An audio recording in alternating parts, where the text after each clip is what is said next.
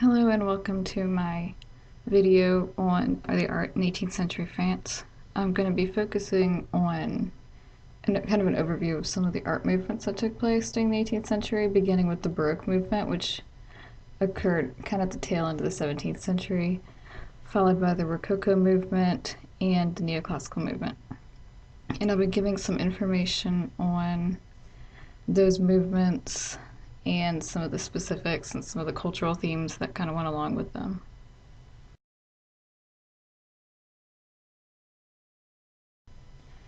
Alright, so strictly speaking, the Baroque movement was more of a 17th century phenomenon, but I thought it was important to include it because of the effects it would have had on the art that was to come, namely the Rococo neoclassical styles.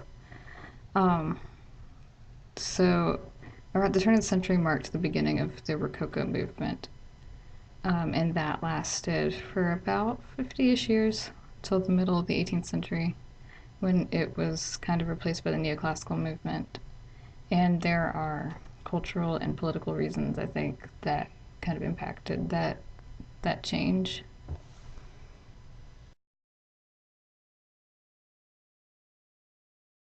I included the Baroque arts because they represented a broader social movement. Um, the Baroque arts were characterized by power and grandeur, which was particularly evident in Baroque architecture. So there were lots of castles, and churches definitely were built in the Baroque style. And that's kind of where it started. Um, in response to the Protestant Reformation, the church used art and, sort of cultural elements to try to bring people back into the Catholic Church. And the Baroque architecture was one of them. So they, the church started building these massive churches in kind of an effort to show, I guess, their own wealth and power. Eventually, it spread to the aristocracy and the people with power, and they started building their own castles in this style, castles and large houses, and it became associated with decadence and grandeur. So the Rococo style was kind of a response to this. It was characterized by lightness, elegance, and an exuberant use of curving natural forms.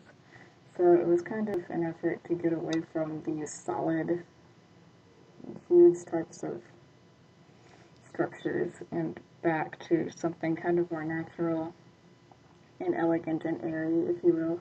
And I have a couple of examples that I'm going to show you in just a second.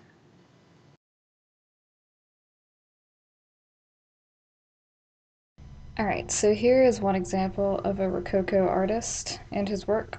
This is The Festival of Love by Antoine Watteau, and I'm sure I completely butchered that name. But if you look at it, you can see that it's got sort of a gentle, soothing composition. There's lots of pastels, but it's still the one thing that the Rococo movement was also kind of characterized by was its subject matter. This one, The Festival of Love. Um, the people, it kind of drew attention to sensual, carnal types of pleasures. And there were a few other artists who were more particularly known for that. There was one whose name I can't remember who was known for his nudes. And the one we're going to see in just a second was also known for his hedonistic paintings. But here's here's the example. One example. Anton Watteau was a pretty popular artist at the time, probably one of the defining Rococo artists. And this was one of his more popular portraits. He did a lot of kind of pastoral types of scenes that included some people in them. And his style was very soothing and pleasant.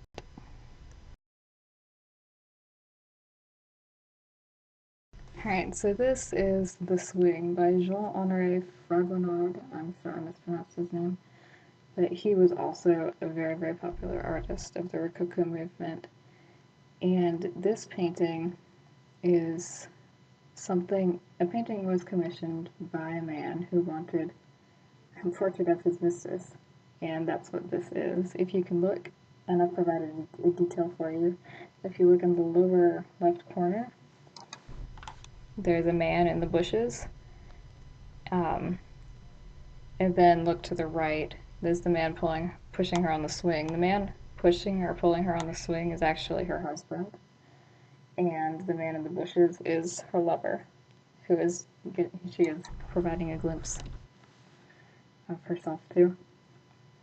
And this kind of characterized kind of the subject matter that some of the Rococo artists became known for, this sense of carnal pleasure, which I thought was interesting because it was completely in opposition to the Baroque architecture and art, which pointed to heaven. The Rococo artists kind of pointed to the pleasures of the body.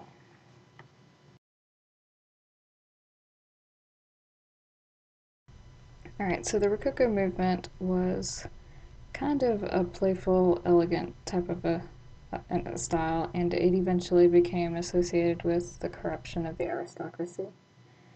Um, so the French Revolution was beginning to take place around this time. I believe it occurred sometime late in the 18th century, and the Rococo movement lasted to about mid 18th century. Um, so I think with the extinguishing of the Rococo movement, we kind of see that shift um, towards the power of the people, and that was kind of represented by neoclassicism, which was inspired by the art of classical Greece and Rome, and came to represent a return to the stern, patriotic morals of these nations. And the reason neoclassicism kind of became popular at the time is the introduction of archaeology as a science, and as people were discovering these ancient sites in Greece and Rome, it kind of rekindled their their interest in Greek and Roman concepts of art and beauty, particularly Greek beauty. That's something that was definitely stressed in the style, and it also had that effect on the government as well. So like it says, the Roman, Greek and Roman stern patriotic morals. So this definitely makes less playful than the Rococo movement, more focused on much more serious subjects such as um, government, politics, power, things like that.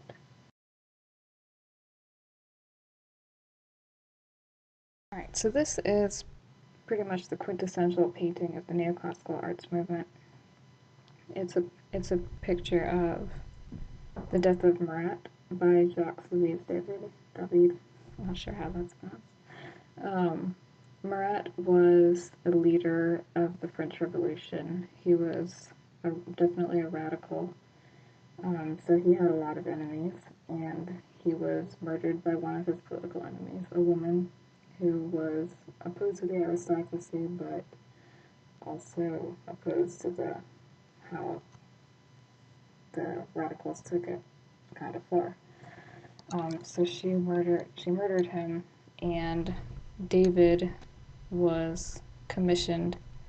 He was friends with Marat, and the people asked him to paint this portrait of him. Marat had a skin condition, which is why he's shown in a tub like this. And there's a detail on here that I didn't include, but in the painting it actually says the name Charlotte Corday of the woman who murdered Marat. And this kind of shows you it's very, very different from the paintings of the Rococo movement. It's a very somber subject matter, um, and the colors are a lot darker and kind of dull. Um, and you see his tombstone in the front. It's definitely a very serious subject, and it kind of goes along with the serious themes that were abounding at the time of the French Revolution.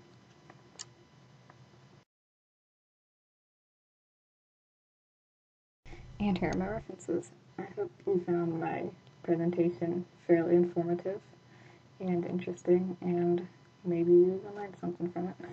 Thank you for watching.